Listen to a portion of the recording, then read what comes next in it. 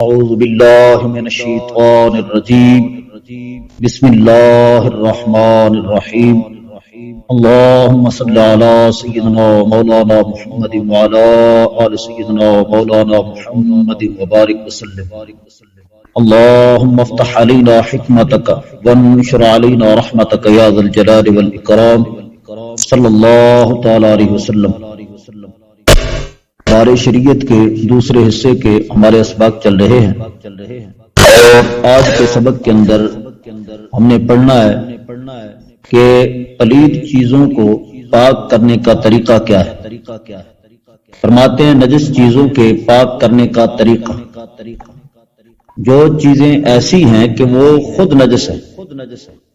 جن کو ناپاکی اور نجاست کہتے ہیں، جیسے شراب یا غلیظ، ایسی چیزیں جب تک اپنی اصل کو چھوڑ کر کچھ اور نہ ہو جائیں پاک نہیں ہو سکتی۔ شراب جب تک شراب ہے نجس ہی رہے گی، اور سرکہ ہو جائے تو اب پاک ہے۔ ایک ہے کہ کسی چیز کو خارجی نجاست لگ جائے تو اس کو پاک کرنے کا طریقہ ہوتا ہے کہ اگر جرمدار نجاست تھی تو اس نجاست کو زائل کرنے سے وہ پاک ہو جائے گی، اور اگر جرمدار نجاست نہیں تھی، مائع نجاست تھی، تو اس کو پاک کرنے کا کیا طریقہ ہے آگے سبق کے اندر سب کچھ آ رہا ہے۔ لیکن اگر خارجی نجاست نہیں لگی بلکہ وہ خود چیز ہی نجاست ہے، وہ خود عین نجاست ہے، تو اب یہ عین نجاست پاک نہیں ہو سکتی۔ دھوئیں گے، اس پر پانی ڈالیں گے تو جو پانی اس پر ڈالیں گے وہ خود پلید ہو جائے گا، اس کے ساتھ لگ کر وہ خود پلید ہوگا۔ اس عین نجاست کو پانی وغیرہ سے پاک نہیں کیا جا سکتا۔ ہاں یہ ہے کہ استحالہ کی صورت میں، یعنی کیا مطلب، یہ اپنی شخصیت کھو دے، اس کی شخصیت بدل جائے، یہ نجاست اپنی ہستی کو فنا کر دے، ختم ہو جائے، تو پھر اس صورت میں پاکی کا حکم ہوگا۔ یعنی شراب تھا، شراب تھی، اور شراب جو ہے سرکہ بن جاتی ہے، تو اب یہ شراب تبدیل ہو گئی ہے نا اپنی اصلیت سے، تو لہذا اب پاک شمار ہوگی۔ اور اسی طرح گوبر تھا، گوبر پلید تھا، لیکن وہ گوبر مٹی کے اندر شامل ہو کر مٹی بن گیا ہے، تو لہذا اب پلیدی کا حکم نہیں لگائیں گے۔ یعنی نجاست کہ استحالہ کی صورت میں نجاست جب اپنی اصلیت اور شخصیت کو ختم کر دے تو اس صورت میں پاکی کا حکم ہوگا، وگرنہ نجاست جو ہے جب تک اس کی شخصیت باقی ہے اس کی پاکی کی کوئی صورت نہیں ہے۔ مسئلہ نمبر 1، جس برتن میں شراب تھی اور سرکہ ہو گئی وہ برتن بھی اندر سے اتنا پاک ہو گیا جہاں تک اس وقت سرکہ ہے۔ اگر اوپر شراب کی چھینٹیں پڑی تھی تو وہ شراب کے سرکہ ہونے سے پاک ہو گئی۔ یوں ہی اگر شراب مثلا منہ تک بھری تھی پھر کچھ گر گئی، یعنی نیچے چلی گئی کہ برتن تھوڑا خالی ہو گیا اوپر سے، تو اس کے بعد سرکہ ہوئی، تو یہ اوپر کا حصہ جو پہلے ناپاک ہو چکا تھا پاک نہ ہوگا۔ اگر سرکہ اس سے انڈیلا، یعنی اوپر سے کچھ حصہ خالی ہو گیا تھا اور وہ شراب نیچے ہو کر پھر سرکہ بنی ہے، اب اوپر والا حصہ تو پلید ہے، تو لہذا اب برتن کو انڈیل کر الٹا کر کے اس سے کوئی چیز نکالیں گے، وہ سرکہ نکالیں گے تو وہ سرکہ بھی ناپاک ہو جائے گا، کیونکہ اوپر والا حصہ اس برتن کا پلید تھا، تو اس پلیدی سے جب سرکہ بہہ کر آئے گا تو پلید ہو جائے گا۔ ہاں وہ اندر جو سرکہ موجود ہے برتن سے نکالنے سے پہلے وہ اندر موجود ہے تو پاک ہے، اس کو اگر کسی اور طریقے سے نکالا جائے تو پلید نہیں ہوگا، انڈیل کر نکالیں گے تو پلید ہو جائے گا، چونکہ برتن کا اوپر والا حصہ پلید ہے۔ کہتے ہیں ہاں اگر پلی وغیرہ سے نکال لیا جائے تو پاک ہے۔ پلی یہ ایک برتن ہے، کہتے ہیں ٹیڑھا چمچہ تیل یا گھی نکالنے کا آلہ، ایک پوا سا ہوتا ہے جس طرح کپ ہوتے ہیں جن سے چائے وغیرہ پی جاتی ہے، تو اس طرح کا ایک پوا سا بنایا جاتا ہے، کپ نما بنایا جاتا ہے، اور اس کا ہتھا جو ہوتا ہے وہ لمبا ہوتا ہے، تو مائع چیزوں کے اندر وہ ڈال کر اس طرح بھر کر نکالا جاتا ہے، تو کہتے ہیں اس سے نکالا سرکہ نکال لیا، ڈیلا نہیں ہے، تو لہذا چونکہ اس پلید جگہ کو سرکہ لگا نہیں ہے تو لہذا یہ پاک ہی شمار ہوگا۔ اور کہتے ہیں پیاز اور لہسن شراب میں پڑ گئے تھے، سرکہ ہونے کے بعد پاک ہو گئے، یعنی جس وقت شراب تھی اس وقت اس کے اندر پیاز یا لہسن یا اس طرح کی کوئی چیز پڑ گئی تھی، اس وقت وہ شراب تھا، اس وقت وہ شراب تھی، بعد میں جب سرکہ بنی اور وہ پیاز وغیرہ بھی سرکہ ہو گئے تھے تو لہذا اب پاک شمار ہوگا۔ کیونکہ ہم نے پہلے عرض کیا ہے کہ استحالہ نجاست سے اس نجاست کا حکم ختم ہو جاتا ہے، تو اگر شراب سرکہ بن جائے تو پاک۔ مسئلہ نمبر 2، شراب میں چوہا گر کر پھول پھٹ گیا تو سرکہ ہونے کے بعد بھی پاک نہ ہوگا۔ پہلے ہم نے عرض کی مسئلہ نمبر 1 کے اندر کہ شراب جب سرکہ ہو جائے تو پاک ہو جاتی ہے، لیکن شراب فقط شراب نہیں ہے بلکہ اس کے اندر کوئی اور چیز بھی ملی ہوئی ہے، تو یہ مخلوط نجاست ہے نا۔ فقط ایک چیز ہے تو استحالہ سے پاکی کا حکم ہوگا، لیکن ایک چیز نہیں ہے، شراب ہے ساتھ پیشاب کے قطرے بھی شامل ہیں، شراب ہے ساتھ خون کے قطرے بھی شامل ہیں، شراب ہے ساتھ ہی مردار کوئی چیز چوہا وغیرہ بھی پڑا ہے، تو لہذا اب یہ مخلوط نجاست ہے۔ شراب اگر سرکہ بن جائے گا تو ساتھ دوسری جو نجاست کھڑی ہے وہ اس کو پاک نہیں ہونے دی، یعنی اس کا تو استحالہ ہو گیا ہے کہ اس نے اپنی شخصیت کو ختم کر دیا، لیکن دوسری چیز پھر بھی اس کو پلید رکھے گی۔ تو یہی کہہ رہے ہیں کہ شراب میں چوہا گر کر پھول پھٹ گیا تو سرکہ ہونے کے بعد بھی پاک نہیں ہوگا، چونکہ یہ مخلوط نجاست ہے۔ ہاں اگر پھولا پھٹا نہیں تھا، وہ چوہا جو اس کے اندر گرا تھا وہ پھولا پھٹا نہیں تھا، تو اگر سرکہ ہونے سے پہلے نکال کر پھینک دیا اس کے بعد شراب جو ہے سرکہ بنی، تو اب چونکہ شراب استحالہ کی وجہ سے یہ پاک ہو گئی ہے، یعنی سرکہ بن جانے کی وجہ سے پاک ہو گئی ہے، اور اب کوئی دوسری نجاست نہیں ہے کہ جو اس کو پلید رکھے۔ اور اگر سرکہ ہونے کے بعد نکال کر پھینکا، یعنی وہ چوہا جو گرا تھا اس کے اندر شراب سرکہ ہو گئی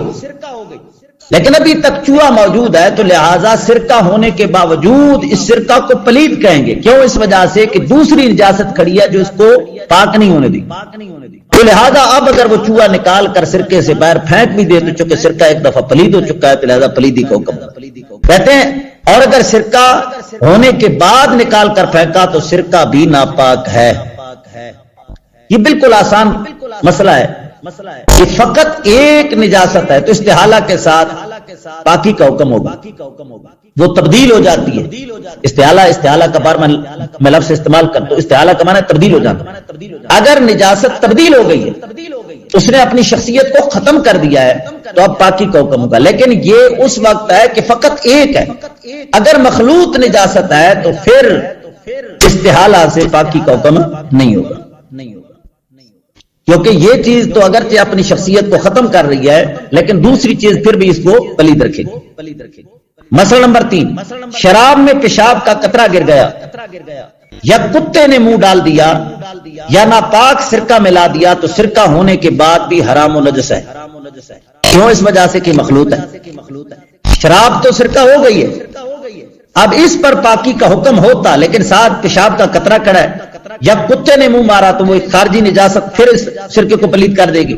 یا اس کے اندر پلید سرکہ شامل کیا ہے تو یہ سرکہ تو اگرچہ شراب سے سرکہ ہونے کے بعد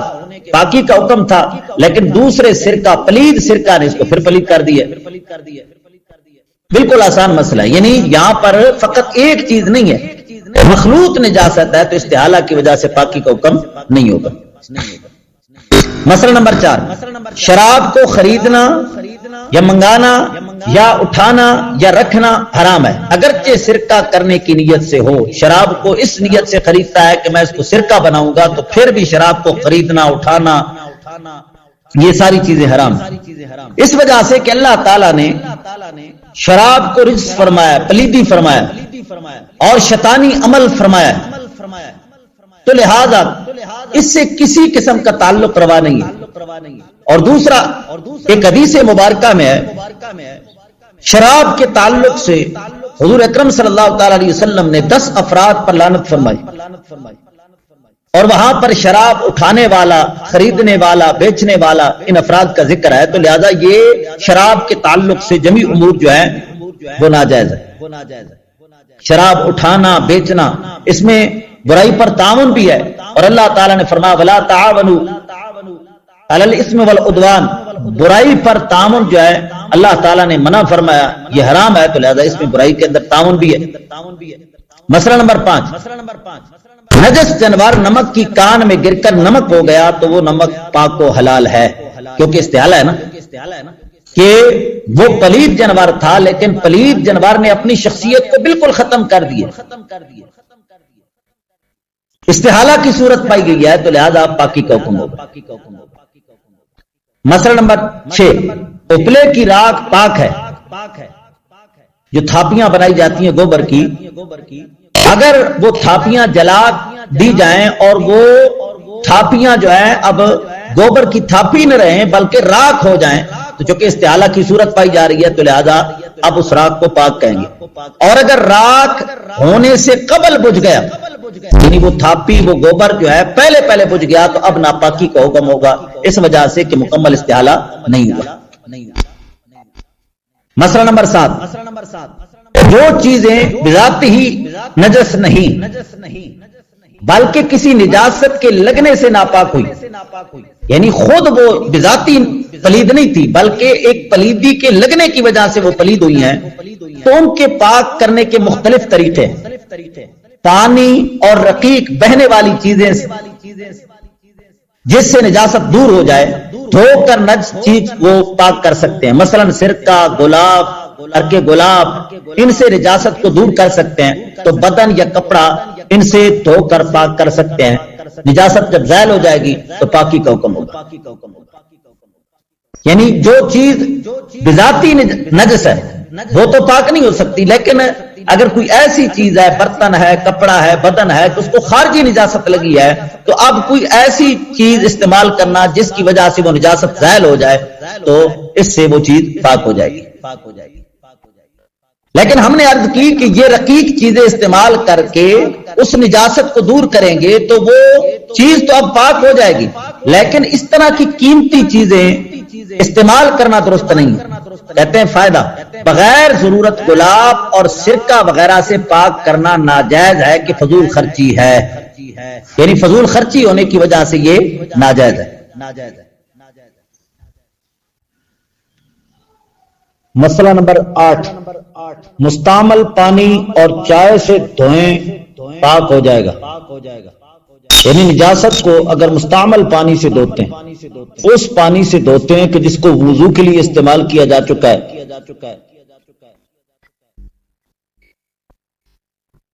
اور طہارت کے لیے پہلے جس کو استعمال کیا جا چکا ہے، اگر اس سے دھوتے ہیں تو پھر بھی نجاست زائل ہو جائے گی اور وہ کپڑا بدن پاک ہو جائے گا، اور چائے سے دھوئیں گے تو پھر بھی پاک ہو جائے گا۔ لیکن اس طرح کی قیمتی اشیاء جو ہیں وہ ازالہ نجاست کے لیے استعمال نہیں کرنی چاہیے۔ مسئلہ نمبر 9، تھوک سے اگر نجاست دور ہو جائے پاک ہو جائے گا، جیسے بچے نے دودھ پی کر پستان پر قے کی، پھر کئی بار دودھ پیا یہاں تک کہ اس کا اثر جاتا رہا، پاک ہو گئی۔ اور شراب کے منہ کا مسئلہ اوپر گزر چکا، یعنی شراب منہ کے اندر تھی تو بار بار تھوک کو اس طرح کرتا ہے، نگلتا ہے، ویسے یہ جائز نہیں ہے، لیکن یہ ایک منہ پاک ہو جائے گا۔ پستان کے اوپر بچے نے قے کر دی، پھر خود ہی اس پستان کو بار بار چوستا رہا تو تھوک سے وہ پستان پاک ہو جائے گا۔ مسئلہ نمبر 10، دودھ اور شوربہ اور تیل سے دھونے سے پاک نہ ہوگا کہ ان سے نجاست دور نہ ہوگی، یعنی ایسی چیز استعمال کرنی ہے کہ جس سے نجاست زائل ہو،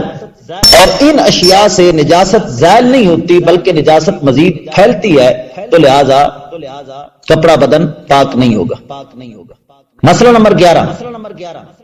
نجاست اگر دلدار ہو جرمدار ہو، جسم والی ہو، جیسے پاخانہ، گوبر، خون، تو دھونے میں گنتی کی کوئی شرط نہیں، بلکہ اس کو دور کرنا ضروری ہے۔ اگر ایک بار دھونے سے دور ہو جائے تو ایک ہی مرتبہ دھونے سے پاک ہو جائے گا، اور اگر 4-5 مرتبہ دھونے سے دور ہو تو 4-5 مرتبہ دھونا پڑے گا۔ ہاں اگر 3 مرتبہ سے کم میں نجاست دور ہو جائے تو 3 بار پورا کر لینا مستحب ہے۔ یعنی اگر جرمدار نجاست ہے تو عین نجاست کو دور کرے گا، اس میں گنتی نہیں ہے کہ 2 مرتبہ 3 مرتبہ دھوئے گا تو پاک نہیں، جتنی مرتبہ وہ نجاست دور نہ ہو اتنی مرتبہ دھوتا رہے۔ مسئلہ نمبر 12، اگر نجاست دور ہو گئی مگر اس کا کچھ اثر، رنگ یا بو، نجاست کے اثر ہوتے ہیں نا، رنگ، بو، ذائقہ، تو اس میں سے اگر کچھ باقی ہے تو اس کو زائل کرنا لازم ہے۔ ہاں اگر اس کا اثر بدقت جائے، بہت کوشش کرنے کے باوجود نہیں جا رہا، بہت لمبی کوشش کرنی پڑے گی تو اثر دور کرنے کی ضرورت نہیں، 3 مرتبہ دھو لیا تو پاک ہو گیا۔ صابون اور کٹائی یہ کیمیکل ہے، تیزاب نما، یا گرم پانی سے دھونے کی حاجت نہیں ہے، یعنی اس طرح کی چیزیں استعمال کرنے کی ضرورت نہیں ہے۔ نجاست کا اس داغ نما اس طرح کی چیز کو مٹانا ضروری نہیں ہے، نجاست کے اثر کو ظاہر کر دیا، ظاہر کر دیا تو اب کپڑا بدن پاک ہو گیا۔ اور اگر رنگ، بو، ذائقہ ہے تو اس کو دور کرنا، جب تک یہ نہیں دور ہوں گے تو اس وقت تک کپڑا پاک نہیں ہوگا۔ مسئلہ نمبر 13، کپڑے یا ہاتھ میں نجس رنگ لگا یا ناپاک مہندی لگائی تو اتنی مرتبہ دھوئیں کہ صاف پانی گرنے لگے، پاک ہو جائے گا، اگرچہ کپڑے یا ہاتھ پر رنگ باقی ہو۔ یعنی اس مہندی کا رنگ کا اثر جو ہے وہ زائل کرنا ہے، کتنی مرتبہ دھونے سے ہوگا۔ ہاں اگر وہ زائل ہو گیا ہے تو اس کے بعد اگر مہندی نے کچھ رنگ چھوڑا تھا تو اس رنگ کو دور کرنا ضروری نہیں ہے، ہاتھ یا کپڑا پاک ہو گیا۔